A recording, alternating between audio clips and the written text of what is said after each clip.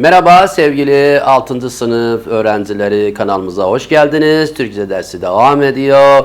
Sizinle beraber geçen dersleri hatırlatmak için noktalama işaretlerini konuştuk. Bugün Allah'ın izniyle noktalama işaretinin sonuna geleceğiz. Evet sevgili öğrenciler,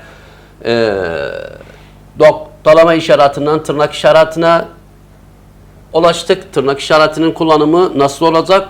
Bir bakalım. Şu maddelere bir bakalım. İki maddeden oluşan tırnak işaretinin kullanımı. Özel olarak belirtmek istenen özel tırnak içine kullanılır. Sözler tırnak içinde kullanılır. Örnek olarak siz de mi özgürlük kavramını aynı şekilde açıklıyorsunuz? Şimdi özgürlük kavramı tırnak içine, tırnak işareti içine alınmıştır. Ba maddesinde cümle içerisinde kitapların ve yazıların isimleri ve başlıkları tırnak içine alınır. Örnek olarak Fuzuli, Leyla ile Mecnun adı mesnevini 1535'te kaleme almıştır. Şu kitabın adını tırnak işareti içine alınmıştır. Neden? Çünkü bu çok değerli şairimiz, Türkmen şairimiz Fuzuli tarafından yazılmıştır. Tırnak işareti şu şekilde açıklamış olduk. Şimdi eğik çizgi, evet. Eğik çizginin kullanıldığı yerler şunlardır. A. Yan yana yazılması gereken durumlarda mısraların arasına konar. Örnek olarak tarihlerin yazılışında gün, ay ve yılı gösteren sırasıyla aralarında birbirlerini ayırmak için tarihlerin arasında eğik çizgi konar. Örnek olarak şu şekilde 20-11-1952 şu şekilde de olabilir. Aralarında eğik çizgi konur. Diğer maddemize geçelim. Dil bilgisinde eklerin farklı biçimlerini göstermek için kullanılır. Eğik çizgi şu şekilde de kullanılır.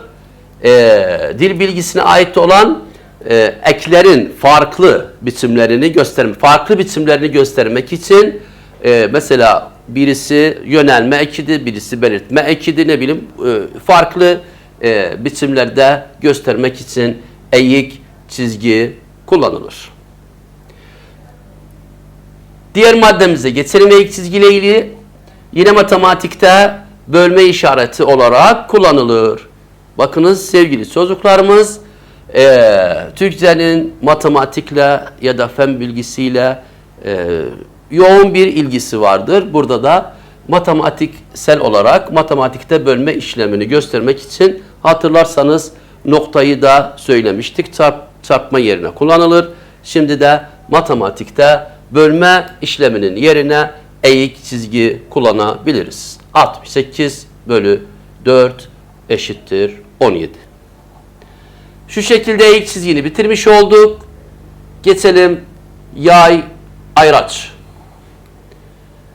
Evet, yay, ayraç şu şekilde olacaktır. Bakalım yay, ayraçlar nasıl kullanılır ve nerelerde kullanılır?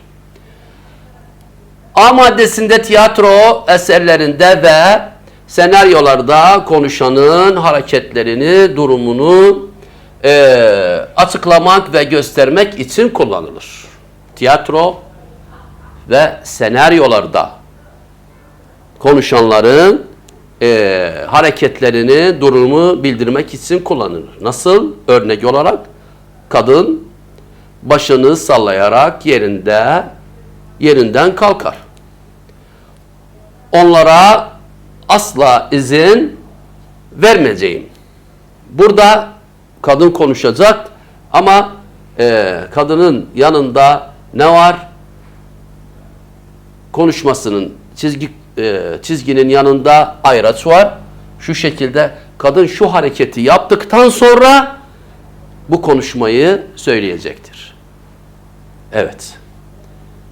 Diğer maddeye geçelim. Ayraçla ilgili alıntıların aktarıldığı eseri veya yazarı göstermek için kullanılır. Evet. Nasıl? Bakalım. Saatler geciktikçe yollara daha mahzun bir ıssızlık çöküyordu. Evet. Kim? Bunu kim söylemiş? Reşat Nuri söylemiştir. Bu ismi ayraç içine alacağız. Evet sevgili çocuklar, yazılarımızda şu noktalama işaretlerine dikkat etmemiz lazım. Diğer maddemize geçelim. Bir yazının maddelerini gösteren sayı ve harflerden sonra kapama ayracı konur. Kapama ayracı ne demek? Şu şekilde gösterelim. Örnek, sıfatlar ikiye ayrılır. A yanında bir ayraç var. Niteleme sıfatları. B ayraçla kapatırız. Belirtme sıfatları. Şu yerlerde de ayraçın kullanımı göstermiş olduk. Evet. Şimdi diğer noktalama işaretinden kesme işareti. Kesme işaretini nerede kullanırız sevgili çocuklar? Bundan önce de siz 5. sınıfta, 4. sınıfta kesme işaretini ben eminim ki siz derste çalışmışsınız. Öğretmeniniz sizinle beraber bu dersi çalışmıştı. Bu noktalama işaretini size göstermiştir. Evet. Şimdi bir hatırlatmak için, daha detaylı sizlere öğretmek için şunları söyleyeceğiz. A maddesinde özel adlara getirilen iyelik, durum ve bildirme eklerinden sonra konar. Özel isimlerden sonra gelen ekler, ister iyelik olsun, ister durum eki olsun, ondan sonra onları özel isimden ayırmak için bir kesme işareti bırakırız. Şu örnekteki gibi Fuzuli'nin şiirlerini okudunuz mu? Fuzuli'nin şiirlerini okudunuz mu? Şurada bir kesme işareti var. Çünkü Fuzuli özel isimdi. Ondan sonra gelen eki ayırmak için kesme işaretini bıraktık. B maddesinde kişi adlarından sonra gelen saygı sözlerine getirilen ekleri ayırmak için kullanılır. Nasıl?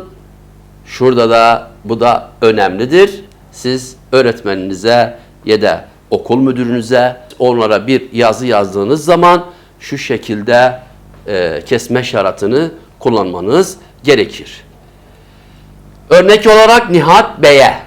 Şurada Nihat Bey bir özel isimdir. Nihat Bey'e yönelme ekidir. Yönelme ekini ayırmak için burada bir kesme işareti bırakacağız. Evet. Diğer maddeye geçelim. Sayılara getirilen ekleri ayırmak için konar. Yine bir matematiksel işlem oldu. Örnek 1966'da burada kesme işareti var. Liseden 2000'de üniversiteden mezun olmuş.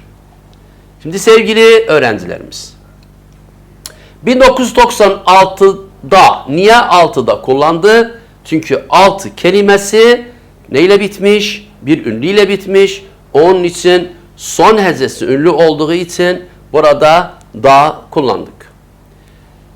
2000'de son hecesindeki ünlü i olduğu için, ince olduğu için burada de kullandık.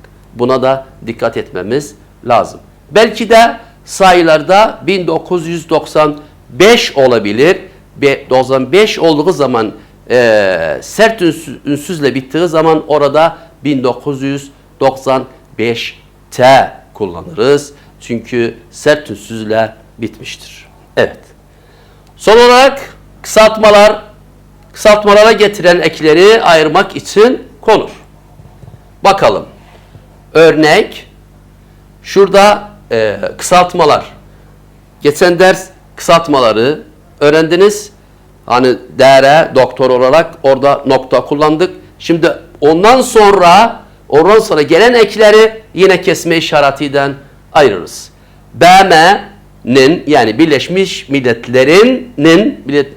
Milletler'in şu şekilde yani kesme işaretiyle çocuk hakları ile ilgili çalışma raporu yakında yayımlanacakmış. Evet, BM'den sonra bir kesme işareti, çünkü BM de özel isimdi ama Birleşmiş Milletler'in kısaltması olduğu için kesme işaretiyle onu ayırdık.